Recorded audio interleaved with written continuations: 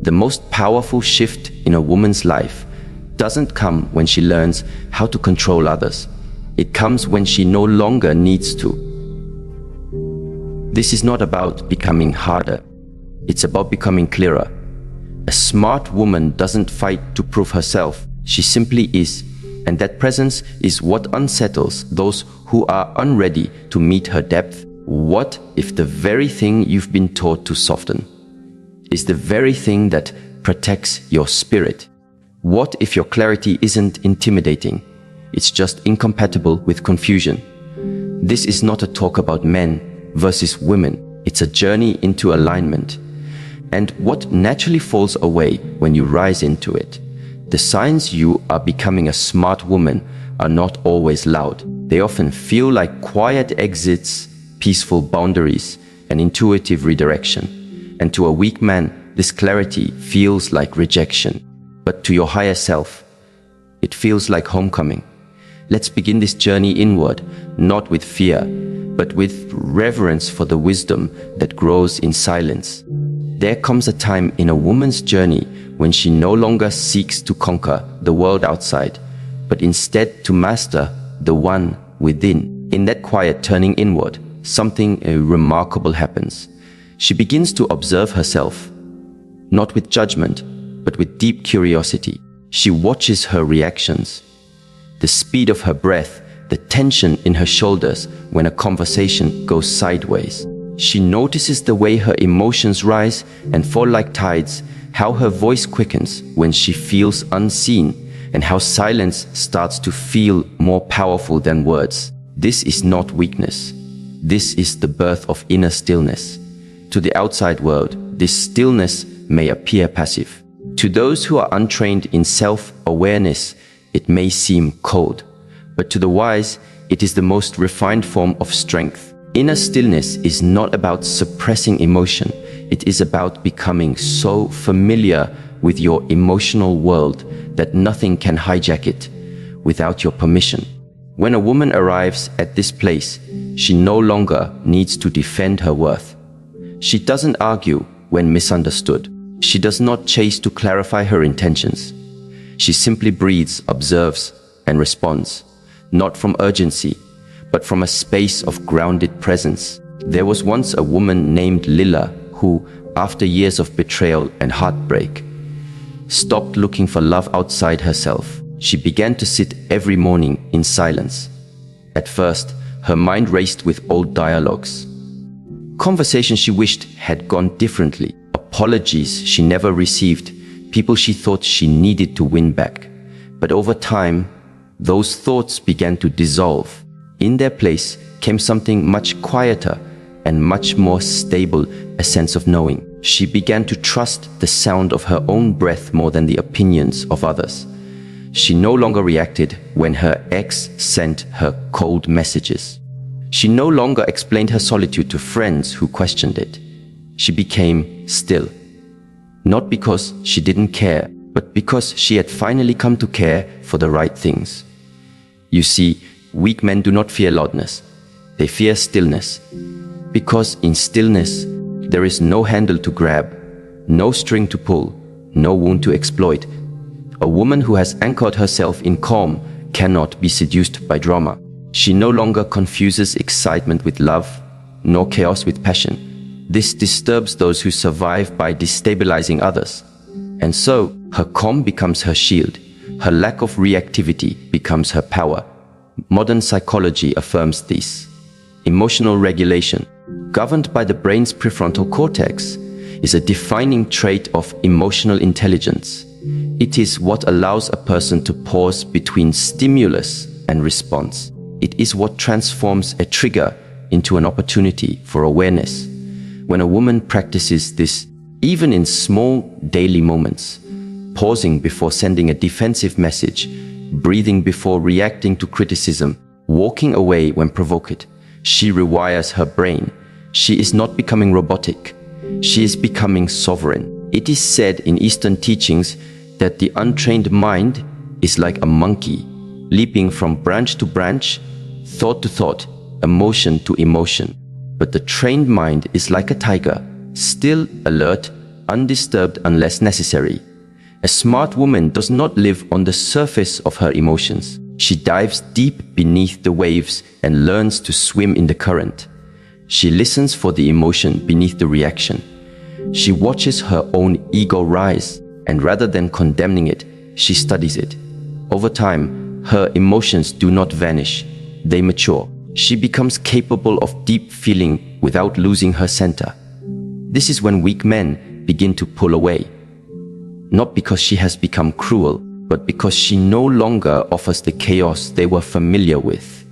She is no longer easily provoked, nor emotionally accessible at every moment. She doesn't fight to prove herself, nor does she explain her calmness. This absence of chaos becomes unsettling to those who rely on instability to feel needed, and so they call her distant. They label her cold, but she is not cold. She is simply unavailable to confusion. There's a story of a woman, a therapist, who once sat across a man who tried to blame her for every emotional wound in their relationship. He raised his voice, threw past mistakes in her face, demanded an apology for things she had long outgrown. She sat quietly, not out of fear, but from rooted clarity. When he finished, she replied gently, "You're not speaking to me. You're speaking to your pain, and I am no longer a mirror for it." That moment marked the end, not just of a relationship, but of a cycle. She had chosen stillness over chaos, and in doing so, she stepped into a power no scream could ever match. A woman who has mastered inner stillness does not rush to reply. She does not need to interrupt to feel heard. She has trained her nervous system to remain spacious even when the world feels tight. This is not something learned in a weekend. It is cultivated through consistent practice: meditation, journaling, breath work, solitude, mindful movement. These are not luxuries. They are necessities for the woman who seeks to live above manipulation. As her stillness deepens, something else begins to shift. She no longer feels the pressure to be liked. This is the second transformation. She replaces approval seeking with discernment. She stops asking, "Do they like me?" and begins to ask, "Do they align with me?" This one change collapses decades of emotional struggle. In early stages of life, many women are taught to be agreeable, to avoid conflict, to smile even when disrespected. But the smart woman learns that peace is not found in being liked, it is found in being honest. And so, she begins to observe where she overextends, where she edits herself to avoid discomfort, where she gives in the hope of receiving. Then she begins the quiet process of reclaiming those pieces. At first, this may feel unnatural. Saying no may feel like guilt. Honoring your own rhythm may be mistaken for selfishness. But over time, discernment becomes your compass. You begin to feel the difference between chemistry and compatibility, between effort and overcompensation, between being kind and being compliant. Weak men notice this change quickly, because the tactics that once worked, love bombing, guilt tripping, passive aggression, fall flat. You don't rise to the bait anymore. You see through the charm, the broken promises, the carefully crafted excuses, and you don't argue with them. You just withdraw your energy. This withdrawal is powerful. It is not punishment. It is preservation. And yet, to the fragile ego, it feels like abandonment, because weak men do not see boundaries as clarity. They see them as rejection. But the smart woman no longer shrinks to make others feel tall. She does not bend herself into palatable shapes to keep the peace. She does not perform kindness to maintain approval. She lives in truth. And if that truth causes distance, she allows the distance. There was once a woman named Zara who was always the fixer. In every friendship, every relationship, she gave more than she received. She thought love was measured by sacrifice. Until one day, exhausted and unseen, she stopped. She didn't announce it. She just started saying no. She began to speak slower, to choose her words more carefully. She made peace with disappointing others if it meant honoring herself. And in doing so, she lost many connections, but found herself.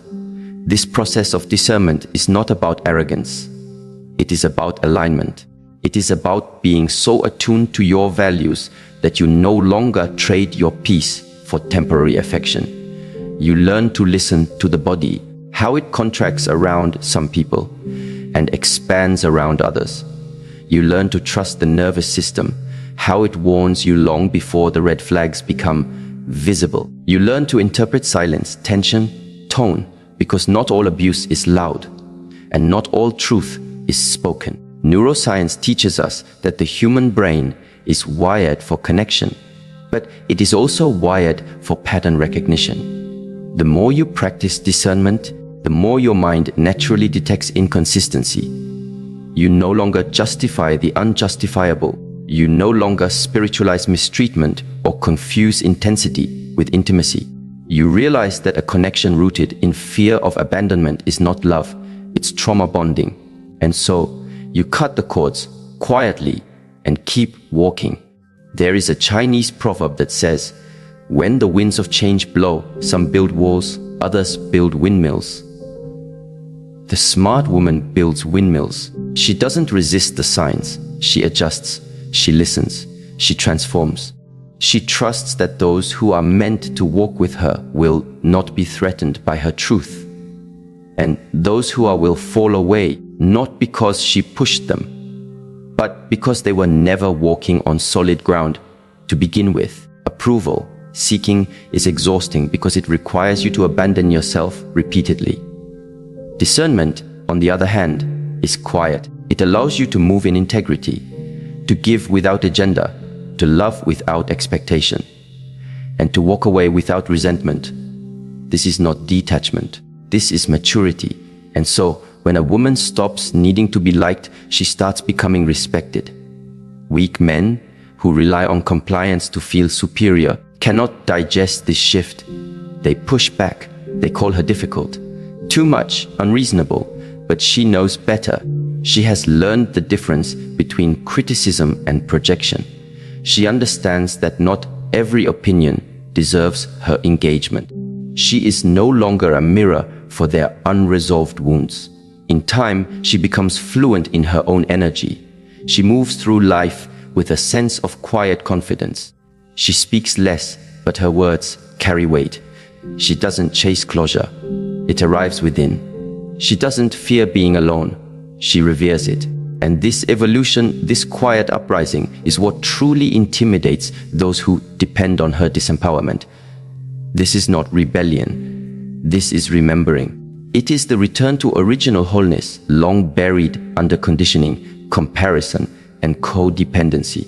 And once remembered, it cannot be undone. The smart woman walks with a different rhythm. She no longer looks outside for direction. She moves from within. And with every step, she becomes less understandable to those who once controlled her, but more recognizable to her own soul. Theirs is a silent turning point in every woman's life when she begins to sense the weight of her own energy. Not just her moods or thoughts, but the unseen presence she carries when she walks into a room, when she sits in stillness, when she enters into conversation.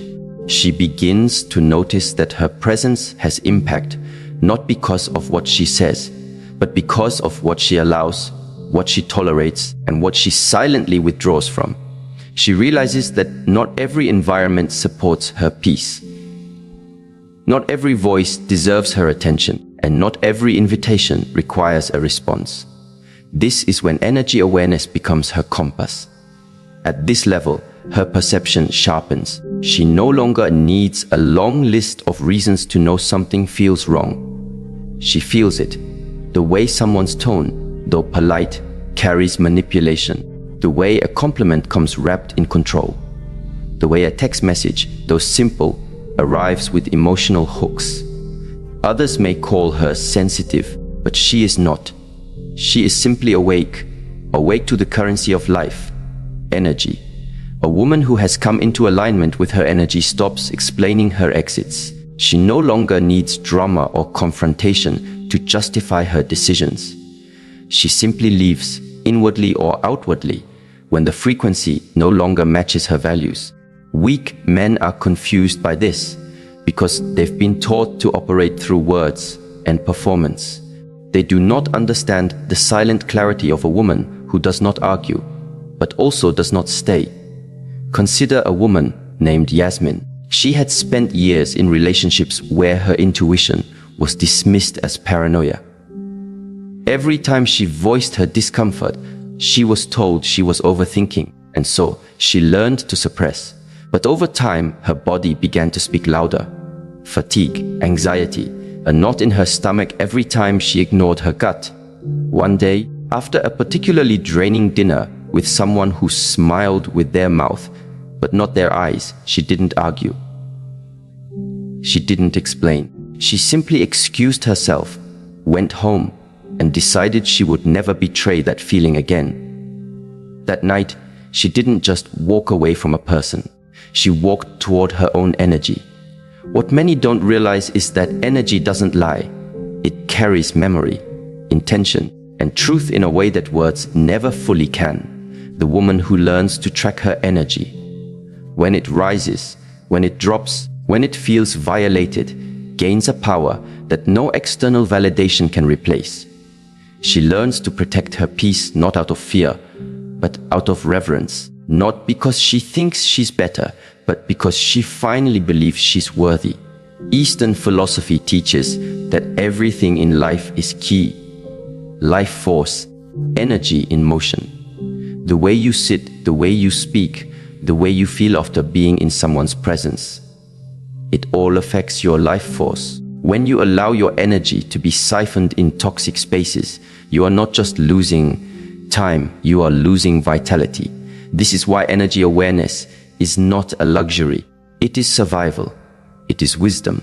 The smart woman recognizes that boundaries are not walls. They are energy management tools. She no longer places herself in environments that leave her emotionally bankrupt. She becomes selective, not out of pride, but from knowing what it costs her when she is not. And this selectiveness is misunderstood by those who benefited from her previous exhaustion. They may accuse her of being selfish. But she is not selfish. She is learning to be whole. This whole-making process cannot be explained to everyone. Some people are committed to misunderstanding you because they only knew you in your fractured form. When you begin to shift, when you protect your time, your sleep, your emotional bandwidth, they feel the loss of control, not because you harmed them, but because they no longer have access to the version of you that neglected herself for their comfort. In the past, this woman may have felt obligated to explain her decisions, to soothe others when she changed to justify her peace, but not anymore. Now, she lets the silence speak for her. She lets her absence speak where words would only invite arguments. And this clarity, this clean, energetic break is more intimidating than any confrontation. This is the kind of woman who walks into a room and changes its temperature. Not because of her looks or her status, but because of her energy. She is not interested in proving anything. She is tuned in to how she feels and how those around her make her feel. If she leaves early, it's not because she's moody, it's because she's mindful. If she speaks less, it's not because she lacks opinions, it's because she respects the space her words will occupy. Weak men often see this energy awareness as aloofness. They can't grasp why their old strategies no longer work. They try flattery, guilt, even silence. But she does not respond, not out of arrogance, but because she is no longer performing. She no longer dances for attention. She no longer bargains with her energy. And this, more than anything else, marks her transformation. From this foundation of energy sovereignty, another inner mastery begins to bloom. Emotional discipline, the kind of discipline that no one applauds because it happens silently. The discipline to feel triggered and choose not to react. The discipline to cry and still remain anchored. The discipline to witness your own pain and not hand it to someone else to fix. This is not emotional suppression. It is emotional mastery. To the outside world, it may seem like this woman feels less, but that is a misunderstanding. She feels deeply, perhaps more deeply than she ever has before. The difference now is that she no longer lets her emotions drive her decisions. She allows them to visit, but not to lead. She acknowledges them without becoming them. There was a time when she may have responded to every slight, every criticism, every dismissal. But now she chooses, not out of indifference, but out of intelligence. Emotional discipline is not a performance, it's an internal pact. It says, I will not allow my peace to be auctioned off to every passing mood or person. Imagine a woman named Claire. She was once fiery, reactive, easily pulled into arguments. She thought being emotional was being authentic, and while her feelings were valid, they often left her drained, misunderstood, and regretful. One day, after yet another emotional spiral triggered by a partner's coldness, she made a decision. She would no longer respond to provoke. She would no longer match instability with instability. She began to pause, to breathe, to journal before speaking, to pray instead of text, to walk away before exploding. Over time, her nervous system recalibrated, and so did her relationships. What once provoked her now passed through her like wind. This kind of transformation is not dramatic. It's subtle, but it is unmistakable. People notice that she no longer argues in circles, that she no longer escalates tension, that she no longer explains herself when the energy is already misaligned. Some call it growth. Others, who relied on her chaos, call it distance. But to her, it is freedom. Scientific studies show that the brain's prefrontal cortex, the area responsible for decision-making and impulse control, strengthens with practices like mindfulness and self-reflection. This means that emotional discipline is not a fixed trait, it's a trainable skill. Every time a woman chooses to pause, to breathe, to observe before reacting, she is literally rewiring her brain.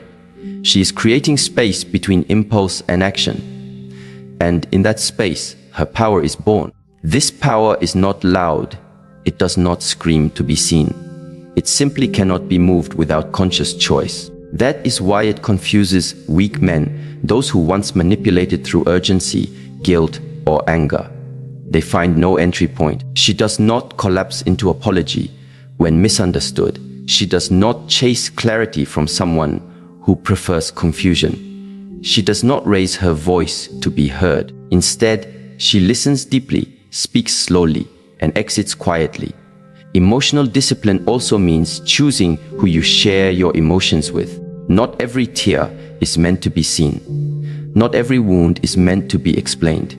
The smart woman learns to discern emotional intimacy from emotional exposure. She no longer bleeds in front of those who weaponize her softness. She chooses safe spaces, and if they don't exist, she becomes one for herself. This is not about becoming hard. It's about becoming responsible. Responsible for how you show up, for the impact of your words, for the ripples of your emotions. The woman who once blamed projects less. The woman who once feared abandonment clings less. The woman who once needed answers trusts timing more. In every interaction, she now asks herself, am I responding from love or from fear? From ego or from presence? And when the answer is unclear, she waits.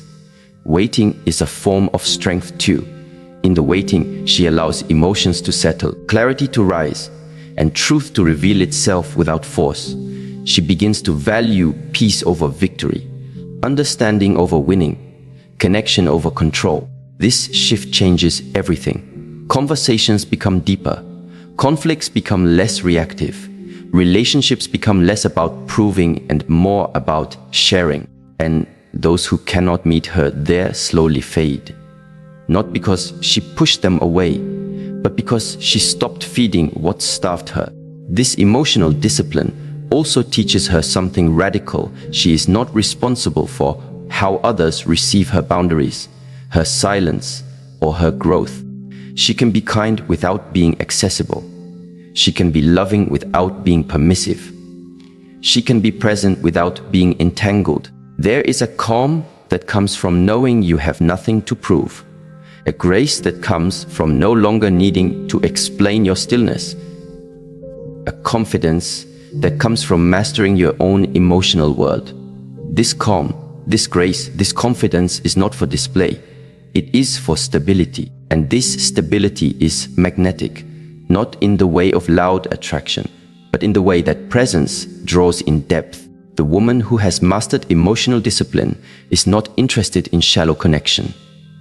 She does not crave attention. She craves resonance. She does not chase desire. She embodies it. And so she intimidates those who only know how to engage through chaos. There is an old saying, "Still waters run deep." This is the essence of her presence. She no longer reacts to surface waves. She has learned to sit at the bottom of her emotional ocean, where clarity lives, and from this depth she chooses. Not what is popular, not what is safe, but what is true. There is a certain point in a woman's growth where she stops asking people to tell her the truth and begins to observe how they behave when they think she isn't watching. She starts to understand that intuition is not an accessory to logic, it is its complement. It speaks in ways that do not shout, but nudge. It's not the mind that signals when someone's words are mismatched with their actions. It's something deeper, something rooted in energy and emotion. A smart woman learns to trust this feeling more than polished explanations or rehearsed apologies. She stops needing verbal confirmation of things her body has already detected. This is when she begins to see through people. Words can be crafted, stories can be edited, smiles can be faked, but energy never lies. The moment a woman starts honoring this inner detection system, she removes herself from the role of the prosecutor, trying to gather evidence to confront deception, and steps into the role of the witness. She doesn't need to accuse. She simply pays attention. Weak men are unnerved by this because they rely on confusion to maintain control. But when their contradictions are met with silence instead of debate, with observation instead of reaction, their tactics dissolve. Not because the woman became aggressive, but because she became attuned. Imagine a woman named Sophia. She had always been someone who gave people the benefit of the doubt. She believed in hearing every side, giving second chances, allowing people to explain. But time and again, she found herself betrayed by the very people she was trying to understand. Until one day, after a quiet evening dinner where her partner's words were loving but his eyes kept drifting elsewhere, she felt it. Not fear, not anger, just clarity. Something in her said, "This energy doesn't match the words." She didn't start a fight. She didn't demand answers. She simply began to detach, not from love, but from illusion. That subtle awareness changed everything. Within weeks, the truth came out without effort. But by then, Sophia had already moved on emotionally. She didn't need closure. She had truth. A woman's intuition is often ridiculed or dismissed because it cannot always be quantified. But emotional intelligence is not just about reading what is said, it's about sensing what is withheld. It's the space between the words, the pause before the answer, the energy that enters a room before a person speaks. Intuitive women know these things, not because they're magical, but because they've spent years observing human behavior, listening deeply, and paying attention to the shifts in themselves when something feels off. They've sat in silence long enough to know when something in their spirit tightens, even if their logic says it's fine. There is a term in neuroscience called interoception. It refers to the brain's ability to perceive internal bodily states. Women who have cultivated emotional presence develop a heightened sense of interoception. They can feel when their stomach clenches, when their breath shortens, when their chest feels heavy. They recognize these signals as messages, not inconveniences. They no longer gaslight themselves with statements like, "Maybe I'm just overthinking," or "I don't want to make a big deal out of nothing." Because they've learned energy doesn't lie. This clarity doesn't mean she becomes cynical. On the contrary, she becomes more compassionate, because she knows what it feels like to ignore her own knowing, to abandon herself in pursuit of external validation. Now, she listens first to herself, and in doing so, she no longer needs to argue. She does not explain why she feels uncomfortable. She does not demand proof of deception. She simply adjusts her proximity. She reduces her exposure. She softens her voice while strengthening her boundary. People who rely on manipulation are deeply unsettled by this kind of woman. They want to lure her into defensiveness. They want her to fight so they can twist the narrative. But she doesn't. She smiles. She stays kind. But she does not stay available. And that is what truly shifts the dynamic. She is no longer tangled in the performance. She sees the script unfolding and quietly exits the stage. There's a story of a woman named Priya who was dating a man who seemed perfect on paper. He said all the right things, met her friends, even spoke of a future. But every time they were together, she felt drained afterward. Not hurt, just depleted. Something in her felt off, even though nothing obvious had happened. Eventually, she stopped trying to analyze and just started observing. Over time, patterns emerged. His generosity came with subtle expectations. His attention waned when she expressed her own needs. His kindness felt transactional. Priya never confronted him. She didn't need to. Her withdrawal said everything, and the space her silence created revealed who he really was. Someone who was never truly present, just performative. This kind of woman no longer fears being misunderstood because she is more committed to her peace than to being right. Her intuition has matured into discernment. She doesn't panic when red flags appear. She quietly takes notes. She knows that time reveals what intention tries to hide. So she listens, she waits. And when clarity arrives, she acts, not out of emotion, but out of truth. This truth then becomes the foundation for another quiet revolution within her, the replacement of expectations with standards. This may sound subtle, but it changes everything. Expectations are external. They are demands we place on others to behave a certain way. Standards are internal. They are the non-negotiable principles we live by. When a woman stops expecting others to treat her well and instead raises her standard for what she allows, her life begins to transform. A woman who lives by standards doesn't chase explanations. She doesn't force people to match her rhythm. She simply operates at a level where those who are not aligned naturally fall away. Weak men who thrive on testing boundaries find no room to play. Because there is no confusion, her energy is consistent. Her no is clear.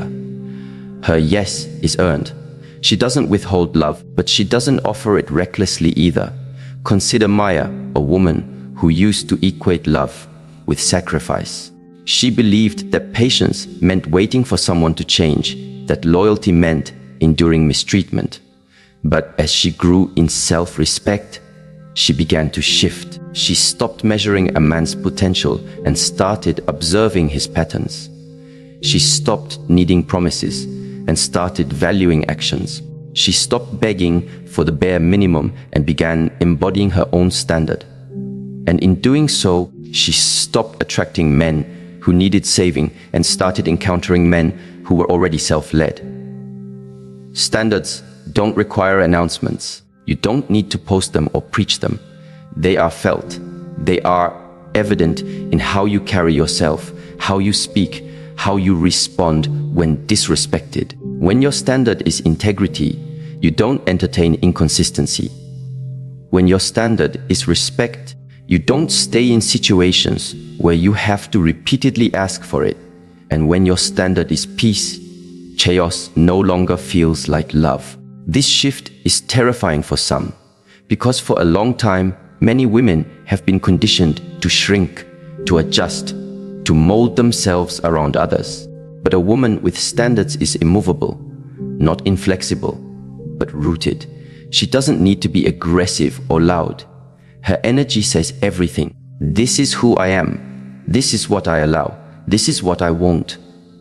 And because her life is no longer dictated by external expectation, she is free. Free to walk away without drama.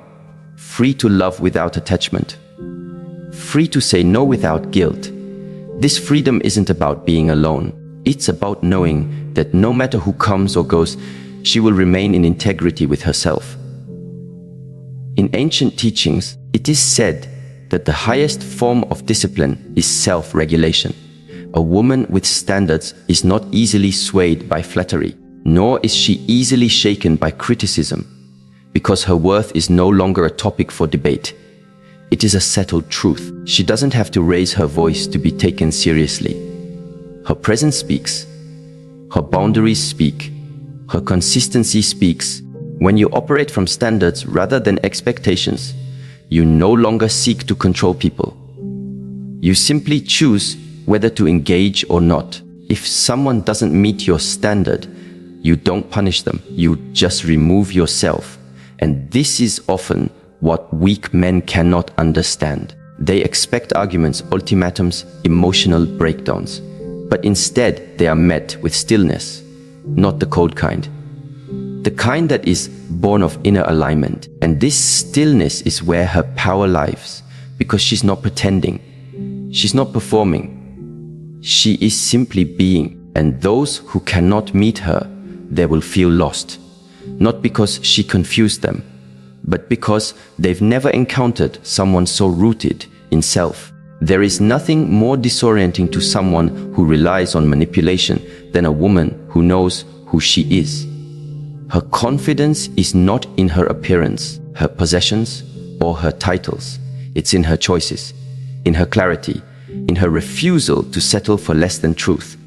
She no longer argues for love. She no longer proves her worth. She no longer justifies her standards. Because she has learned when you are rooted, you don't chase storms. You become the calm they break against.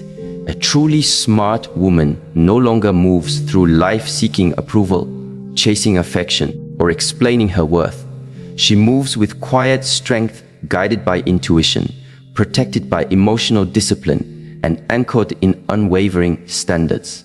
Her presence is calm but powerful, too steady for manipulation, too clear for confusion, and too rooted to be shaken by weak intentions. She doesn't need to intimidate. Her clarity does that on its own, not because she is hard, but because she is whole. And in that wholeness, she reclaims her power, not over others, but over herself.